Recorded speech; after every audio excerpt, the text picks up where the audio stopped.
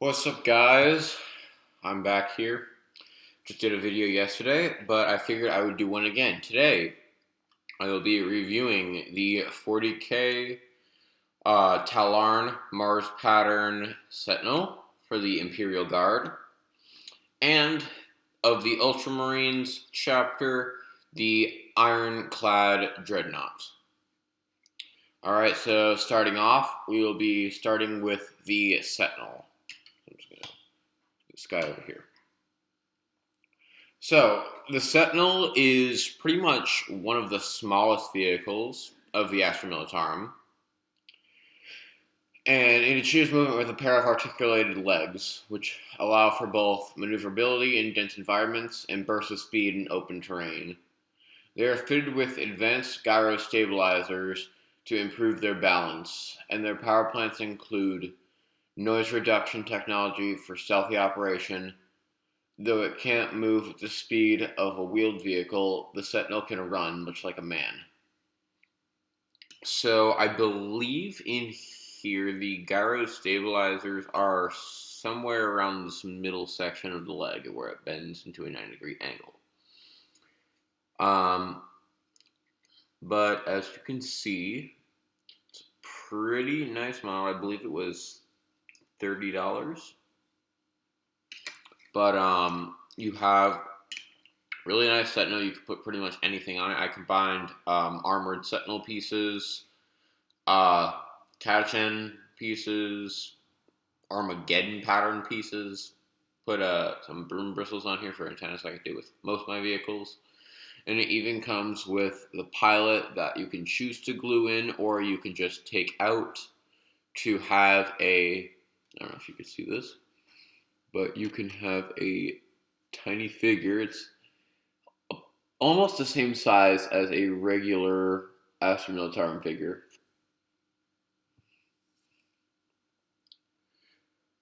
But anyway, the first Sentinels were produced had open canopies, although modifications to up-armor the vehicle also became commonplace. These armored Sentinels have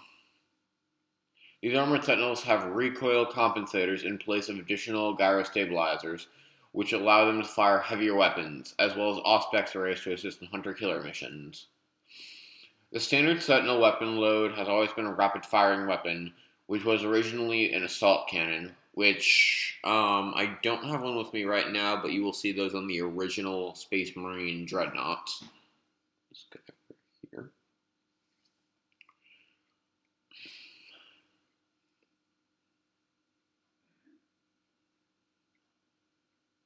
The later models, however, show a divergence in armament, with the multi-laser being the most common, while other weapons include heavy flamer, autocannon, which you can see I have on here, which I have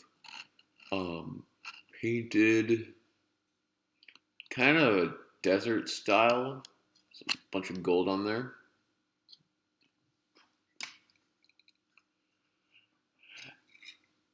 A missile launcher and a last cannon or plasma cannon, which I have all those weapons acting as light anti-infantry cannons in my collection.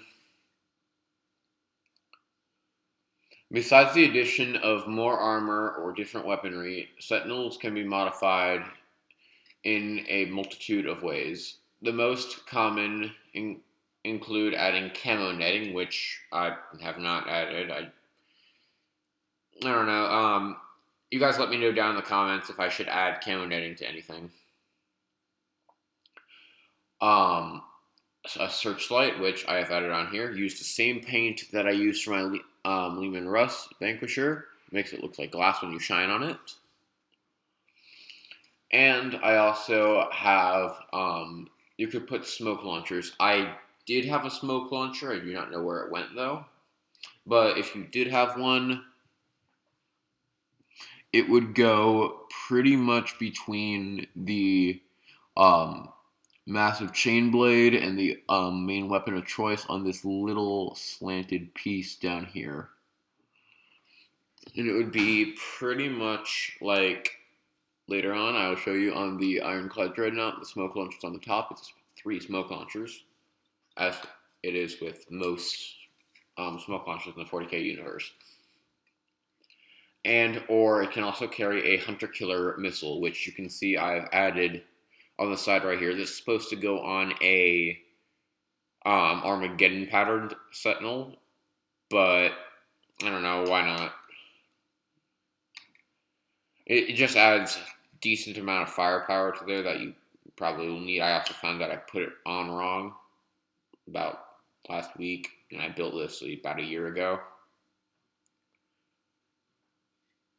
But it's backwards, so. Other adaptations can be made depending on where the sentinel operates, such as servo-driven claw spikes for a better grip when walking over glacial plains. Now, my sentinel is a mix between a Talarn pattern, a Catachan pattern, and a Cadian pattern, which is similar to a Mars pattern. So Cadian will have these no armor on the top. It'll just have these little pulls around the top. And it will include an autocannon. A Talarn will have the the paint scheme that I chose. And then a Catachan will have this chain blade right here. That is the only type of sentinel that will have this right here. I just figured, more CP for this. Talarn pattern sentinels are used by the Talarn Desert Raiders and similar regiments. It is ideal for fighting over open desert terrain. Has wider based feet which allow it to spread its weight over a larger area, prevent it from sinking into the sand. It includes sand filters to prevent the power plant from being clogged by fine particles. It's typically armed with a multi-laser, which is ideal for fighting infantry and light vehicles. But, I chose autocannon because this can very easily tear through lightly armored, some medium armor, and definitely some infantry. I believe you can also add, I don't know if I said it already, but extra armor. You can see on here on the front where that Imperial Eagle is, this is actually extra armor. This did not come on the original model, so I had to put this on. But I think it is definitely up-arming it, making it a lot stronger. Now, from here, I will go and put the sentinel off to the side, and I will go over the Ironclad Dreadnought.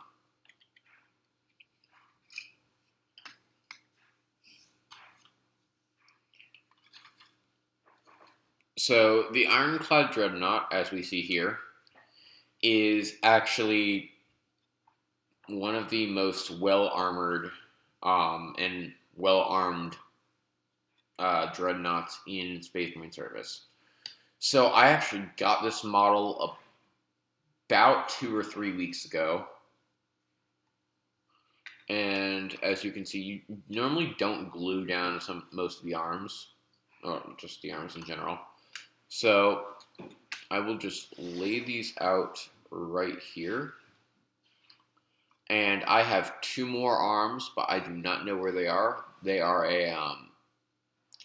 I believe it's a chain fist. And the second one is the traditional claw you see on most common dreadnoughts.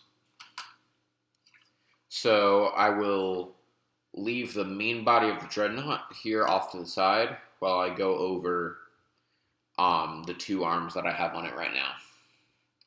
Now, the 2 arms that I have on it right now, this one is a Stormbolter array with, you can see, an Auspex sensor on top.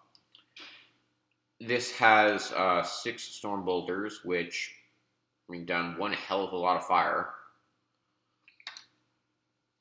And this one, this arm I am not done with. This is the only part of my dreadnought that I have not finished. And that is because I still have to paint the multi-melta that goes under here on the bottom of the, I believe, my computer just froze for a sec. I believe it is a assault drill or a siege drill. I don't know. You guys let me know if you know what this is. So, the multi-melt is supposed to go under here, so I have to paint that. I think it's half painted already. It's just drying. But as you can see, these actually move pretty well, being that they can swivel up and down. And then you don't glue them onto the main sentinel body.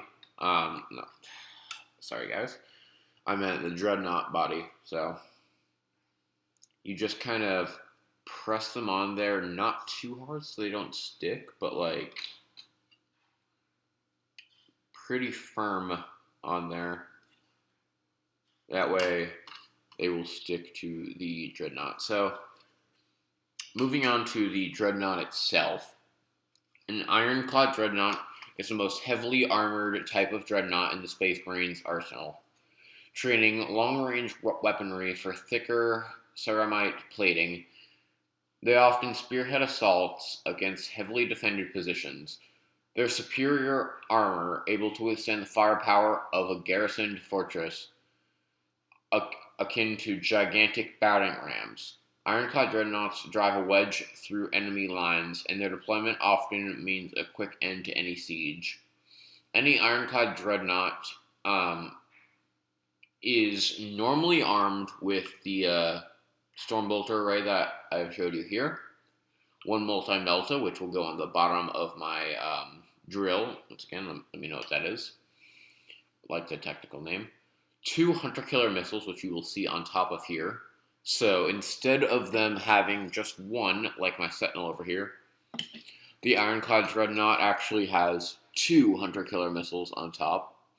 These can be replaced by frag or crack missiles, as well as flak missiles. And then Ironclad assault launchers. So when I originally got this, I saw these little red pieces on the side right here. And I figured, like, you know, reactive armor like in the military nowadays.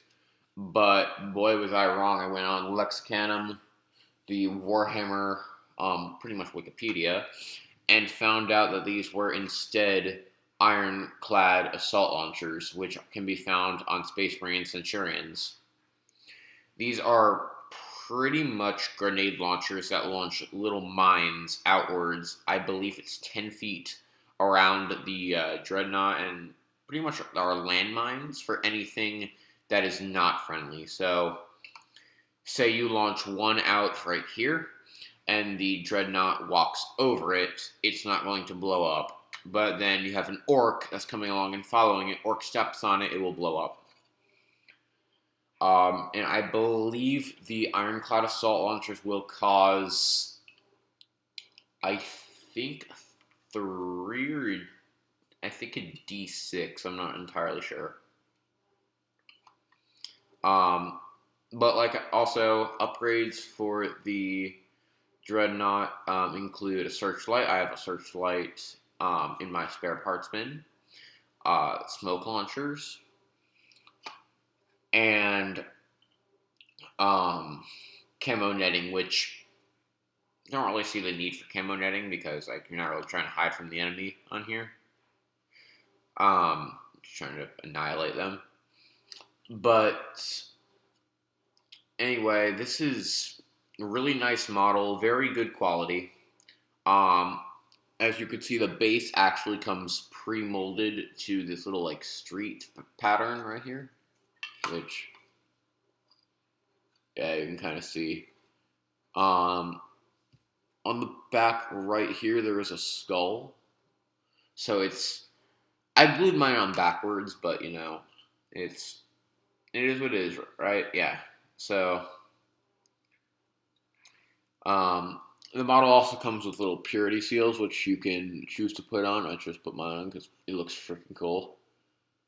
See, so you have one that would go on the leg armor, and then one that will go on the assault or breaching or siege drill. But anyway, guys, that's all I got for today. And don't forget to subscribe, smash that like button, and I will see you in the next one.